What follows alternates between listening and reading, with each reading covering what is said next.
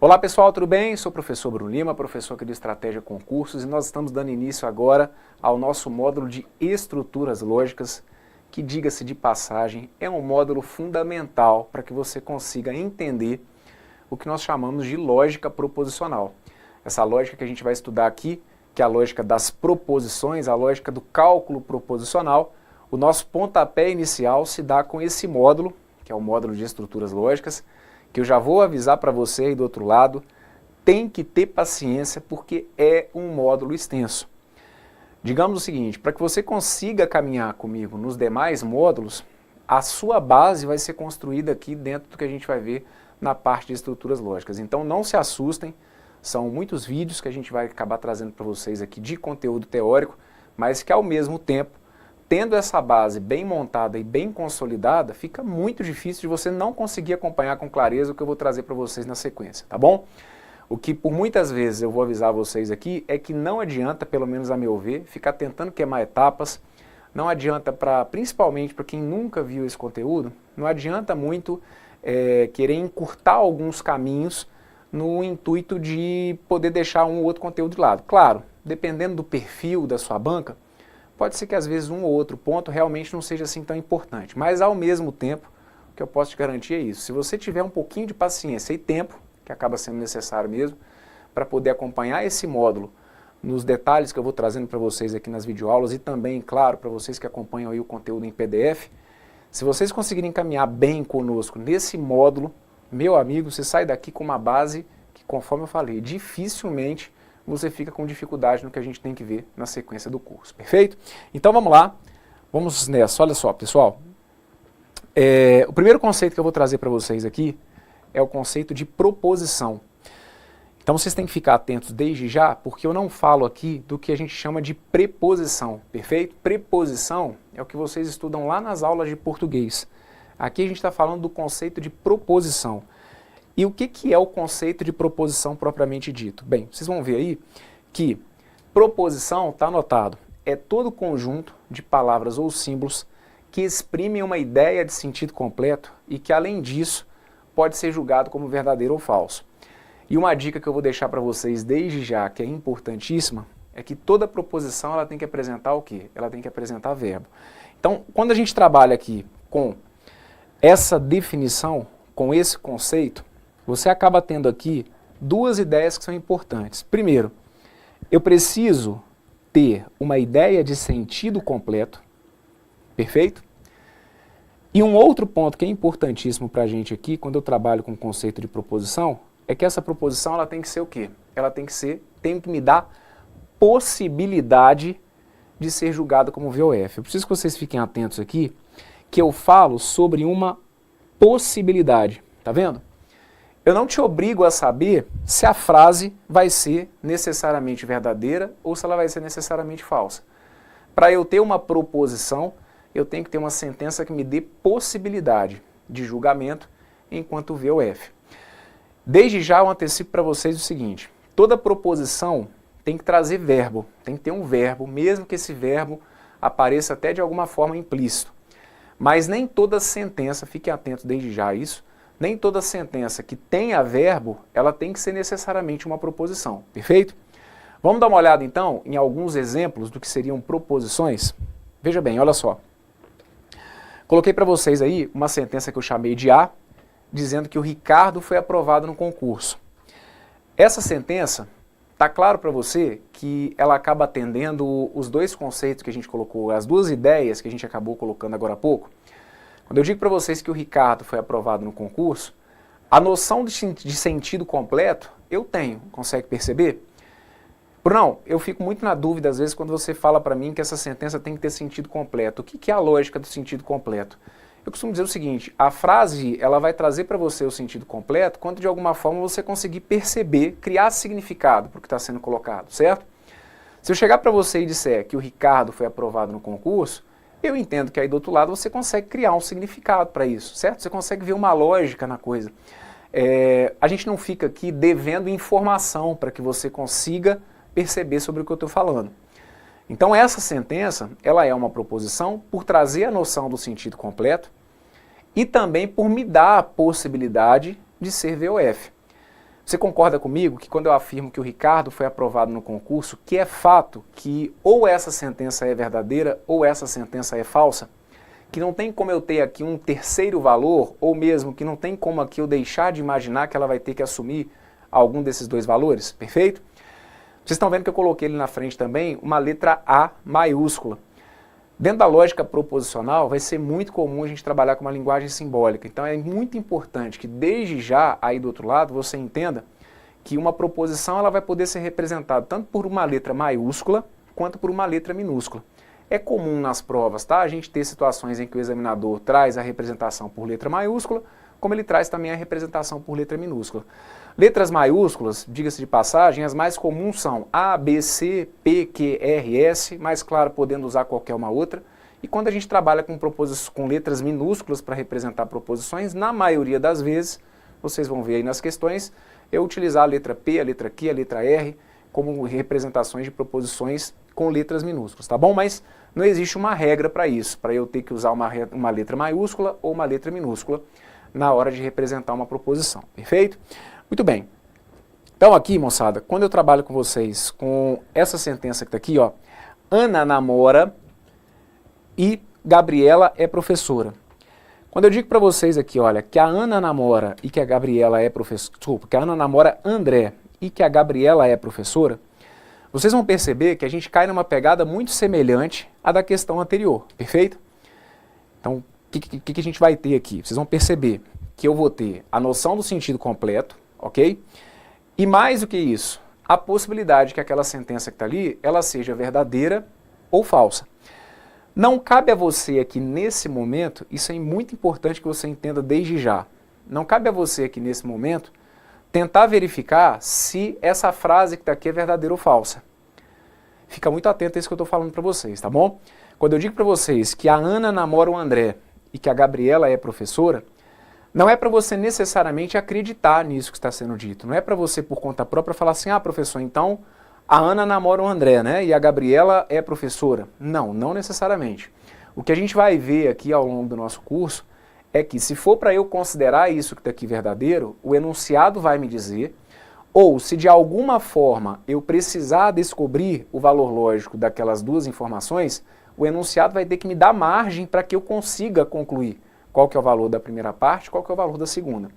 Num primeiro momento, dentro desse bloco aqui, a gente está começando a mexer com a parte da lógica proposicional. Então eu preciso que você entenda o básico.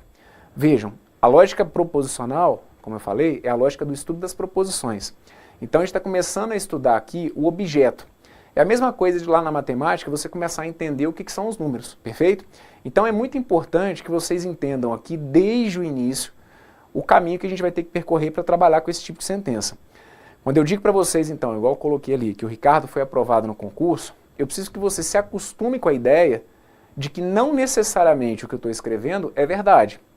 Porque a gente está muito acostumado a fazer leituras de sentenças, né? Como eu costumo falar para vocês, às vezes numa prova de português, se você pega um texto, e se lá no meio daquele texto, né, foi dito, por exemplo, que o Ricardo foi aprovado no concurso, numa prova de português, na leitura de um texto, na interpretação de um texto, se aquela informação é passada, você acredita naquilo porque parte do princípio que a gente tem como um combinado que se aquele texto é a referência para análise das minhas alternativas, eu acredito naquilo que está sendo colocado ali, certo? Só que do ponto de vista lógico, você vai ter que começar a se acostumar com a ideia, que inclusive eu vou deixar anotado para vocês aqui, que é o seguinte, olha, você vai colocar para mim aqui, Ricardo foi aprovado no concurso, coloca para mim aqui, olha, que ou essa sentença é verdadeira, ou essa sentença que está aqui é verdadeira, ou essa sentença que está aqui é falsa. Perfeito? A mesma coisa aqui na letra B. O que você vai dizer para mim sobre a letra B? Você vai dizer para mim que a letra B, ou essa sentença que está aqui é verdadeira, ou essa sentença que está aqui, ela tem que ser o quê? Falsa. Então fica ligado, por quê? Você só acredita, conforme eu disse, você só acredita que, por exemplo, o Ricardo foi aprovado no concurso se o enunciado te avisar ou se de alguma forma você conseguir tirar aquela conclusão do ponto de vista lógico, sem adivinhação. Essa que vai ser a sacada no primeiro momento, moçada. Aqui não tem adivinhação sobre o que vai acontecer com as proposições, perfeito? Sobre os valores que essas proposições vão assumir. Lembra que eu falei a questão do verbo? Tá claro para vocês? Na primeira sentença, Ricardo foi aprovado, eu tenho ali um verbo, certo? Eu tenho o verbo ser. Na minha sentença B, eu tenho um verbo, na verdade eu tenho até dois verbos, né? Eu tenho ali o verbo namorar e eu tenho o verbo ser. Aí na sentença C, veja, se você for dar uma olhada na sentença C, você pode virar e falar para mim o seguinte: professor, então essa sentença C, ela não é uma proposição, né? E aí eu vou te questionar, mas por que essa sentença não é uma proposição? Não, professor, essa sentença aí, ela não é uma proposição porque eu não estou vendo o verbo aparecer. Ali na sentença C está sendo dito que 3 ao quadrado é igual a 1 ao quadrado mais 2 ao quadrado. Como ali não tem verbo, aquela sentença nem é proposição, não é isso? E aí não. O que a gente combinou? O que eu mencionei agora há pouco? Esse verbo, ele pode até de alguma forma aparecer implícito. Escutem a minha leitura, quando eu digo para vocês, olha, 3 ao quadrado é igual, olha aí a presença do verbo, o verbo ser, certo? 3 ao quadrado é igual a 1 ao quadrado mais 2 ao quadrado. Tenta entender o seguinte, essa sentença tanto tem sentido completo que você consegue, do ponto de vista matemático, julgar para mim essa frase com valor lógico o quê? Com valor lógico falso. Quando eu digo para vocês que 3 ao quadrado é igual a 1 ao quadrado mais 2 ao quadrado, 3 ao quadrado dá quanto? 3 ao quadrado dá 9, perfeito? 1 ao quadrado vai dar 1. 2 ao quadrado vai dar 4. Então dizer que 9 é igual a 1 mais 4, é claro que isso está errado. Então até pelo fato de você conseguir criar um significado para julgar essa sentença como uma sentença falsa, é porque você percebeu que essa sentença ela acaba tendo sentido completo, ok? Então essa que está aqui, ela é uma proposição, prestem bastante atenção no que eu vou dizer. Ela é uma proposição assim como as duas anteriores. Só que essa que está aqui em particular é uma proposição para a qual, com base no meu conhecimento matemático, eu consigo garantir que ela é necessariamente falsa. Sobre as duas primeiras, como eu não sei quem que é o tal do Ricardo, por exemplo, é claro que para um dado Ricardo, aquela primeira sentença pode ser V como ela pode ser F. Agora, a sentença C não tem discussão. Matematicamente, a gente consegue garantir que essa sentença C ela tem que assumir um valor lógico necessariamente o quê? Necessariamente falso. Então deixa anotado aí para mim. Essa sentença que está aqui, olha, ela é, e já vou começar a acostumar você com esse termo que está aqui, olha, ela é necessariamente, essa sentença que está aqui, ela é necessariamente falsa. Ok? Dá uma olhada comigo aqui na letra D. Na letra D eu digo para vocês o seguinte, olha, se Ricardo é servidor do INSS, então ele é técnico judiciário. E aí você pode questionar para mim o seguinte, professor, eu acho que essa sentença que está aí está errada. Eu acho que essa sentença que está aqui ela é falsa. E aí é onde eu tenho que começar a te trazer para a realidade do que eu vou precisar, da forma como eu vou precisar que você pense na hora de uma prova. Porque se daí do outro lado você está pensando comigo, ah, Bruno, se Ricardo é servidor do INSS, então ele é técnico judiciário. Para mim essa frase pode ser falsa. Essa frase pode ser falsa porque o Ricardo pode ser servidor do INSS e pode ser que ele não seja considerado um técnico judiciário. Perfeito. Eu digo o seguinte, se a gente avançar um pouquinho mais no curso, eu posso até te dizer que a sua construção, a sua justificativa, ela está até perfeita do ponto de vista lógico. É isso mesmo. Se a gente tivesse certeza aqui que o Ricardo é servidor do INSS, que ele não é técnico judiciário, essa frase que está aqui realmente seria falsa. Só que onde que está a pegada aqui da história? Eu preciso que você entenda que não cabe a você fazer essa suposição. Olha como que a gente vai ter que se controlar às vezes. Ah, o Ricardo pode ser servidor do INSS e ele pode não ser técnico judiciário. Sim, isso pode. Agora, como você concorda comigo que pode acontecer do Ricardo ser servidor do INSS e também dele ser técnico judiciário? Pode acontecer do Ricardo não ser servidor do INSS e ele ser um técnico judiciário? Como pode acontecer dele não ser um servidor do INSS e também não ser um técnico judiciário? Então aqui na realidade, o que eu preciso que você comece a pegar a ideia é o seguinte, pode acontecer de tudo a partir do momento que eu não tenho certeza de quem que é esse Ricardo. Se existe essa função técnico-judiciário, sim ou não, dentro do INSS. Está conseguindo perceber? Conseguiu perceber a diferença do que a gente fez nas sentenças A, B e D para o que estava na sentença C? Conseguiu perceber que todas essas sentenças, elas são proposições? Mesmo a gente tendo ali dúvida sobre a veracidade, mesmo não sabendo se é verdade ou se é mentira o que está sendo colocado, mas você consegue perceber que todas elas são proposições? Todas são proposições porque atendem o básico do que a gente precisa para caminhar nesse curso, quer entender que são sentenças que me trazem a noção de sentido completo e que podem ser avaliadas como VOF. E que, além disso, elas trazem o verbo. Mesmo que uma ou outra possa trazer esse verbo de forma implícita, mas trazem verbo, ok? Muito bem, então vamos deixar anotado aqui isso também, olha, aqui onde está sendo dito que se o Ricardo é servidor do INSS, que então ele é técnico judiciário, você vai deixar anotado para mim aqui, olha, que ou essa sentença que está aqui é V, ou essa sentença que está aqui, ela é falsa, perfeito? Bruno, tudo bem. Então você está me garantindo que esse conceito aqui é importante para eu poder caminhar no curso, né? Sim, com certeza. Porque, professor, até que eu não tive muita dificuldade nessa parte, não. Que bom, é assim que a gente vai caminhar. Se você for comigo aqui aos pouquinhos, as dificuldades dificilmente vão surgir. Confia no que eu estou te falando. Você só não vai poder ficar queimando etapa. Se você for construindo comigo o seu conhecimento passo a passo, as dificuldades elas não vão surgir mesmo. A gente vai diminuindo elas aos poucos, tá bom? De forma que elas não surjam.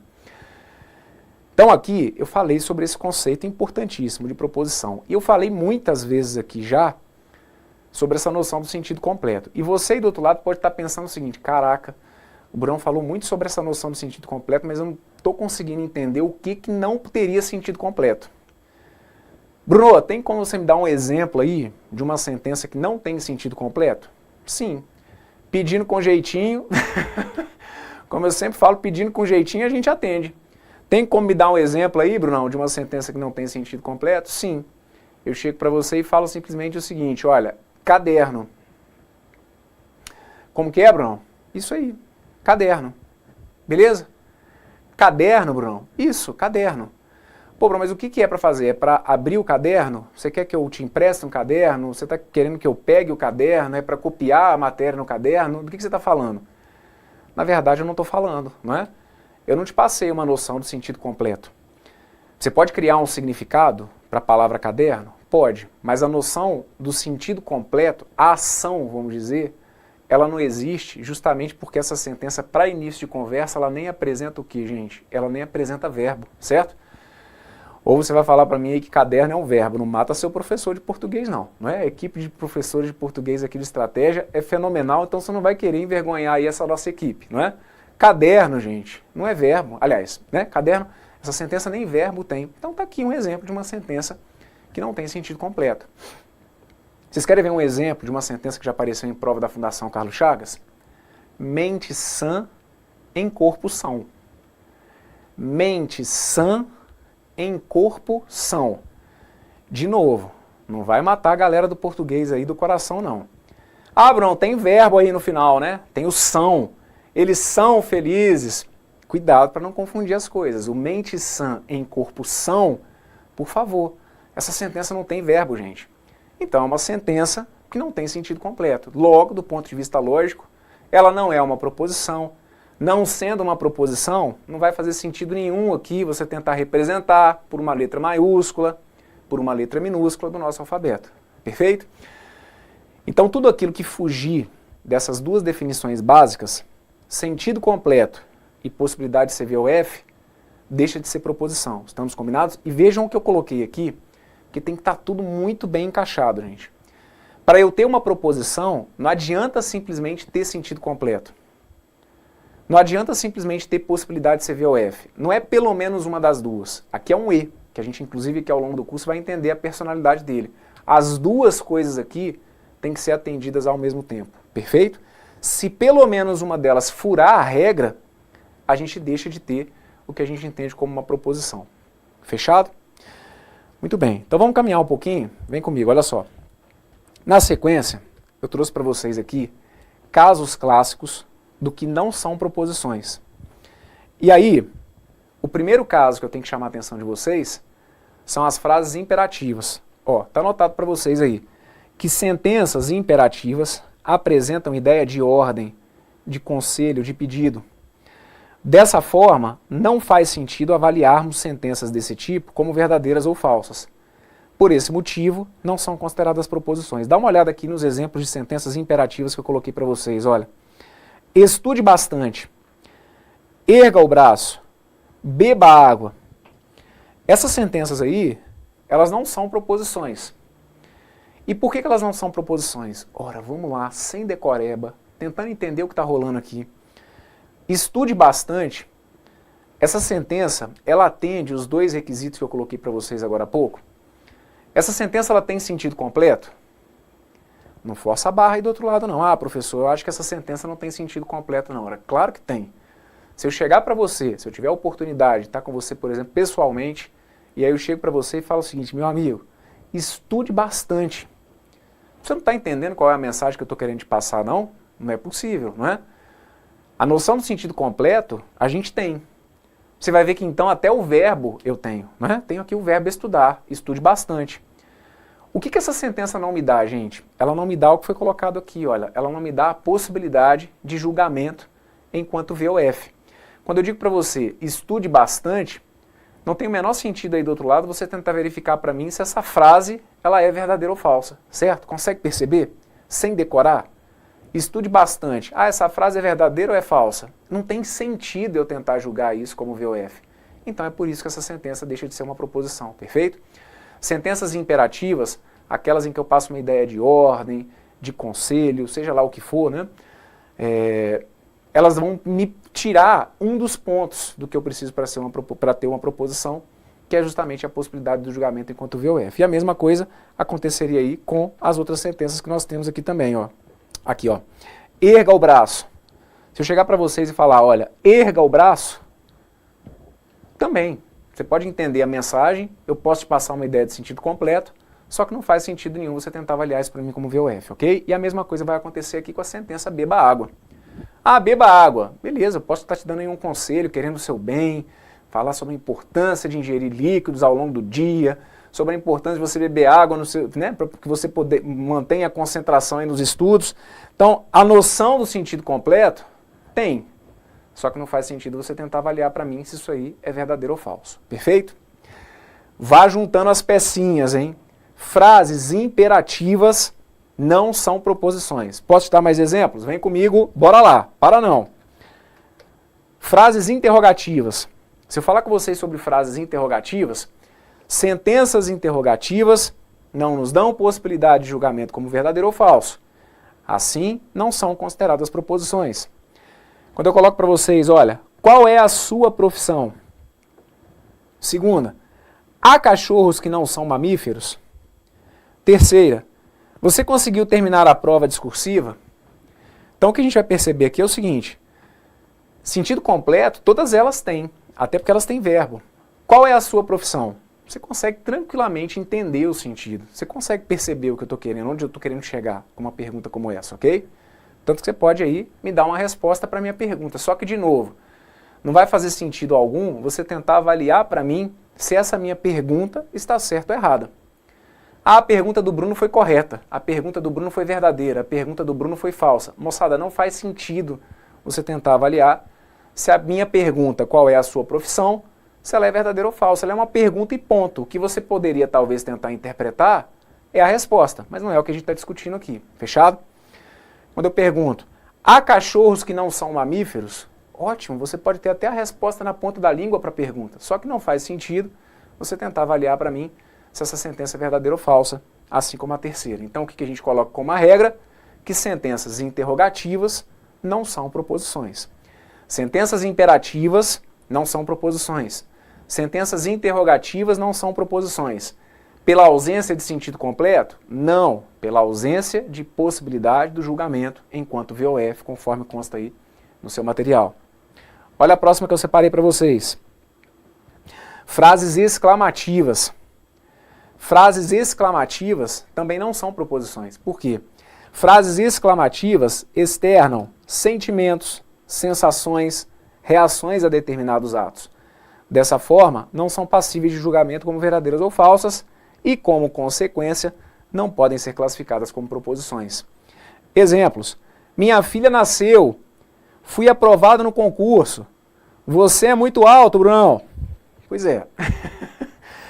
Às vezes eu escuto isso aí, pessoalmente, né? Caraca, Bruno, você é muito alto, né? Sim. Só que, de novo, faz sentido eu tentar avaliar se essa afirmativa aí, né? Principalmente se essa frase exclamativa, se ela está certa ou está errada. Você é muito alto. Tem aqui até a presença do verbo, mas não faz sentido você tentar avaliar para mim esse sentimento, né? Que a pessoa talvez tentou expressar. Mesma coisa ali, minha filha nasceu. Caraca, que alegria, que emoção, um momento único aí na sua vida. Mas e aí? Isso é verdade ou é mentira? Vejam, a coisa aqui, ela pode se dar de forma muito sutil, né? Se eu tiro aquela exclamação e coloco um ponto final, minha filha nasceu, passa a ser uma afirmativa. E aí, dependendo, você poderia até cair na pilha de tentar verificar se aquilo ali é verdadeiro ou falso.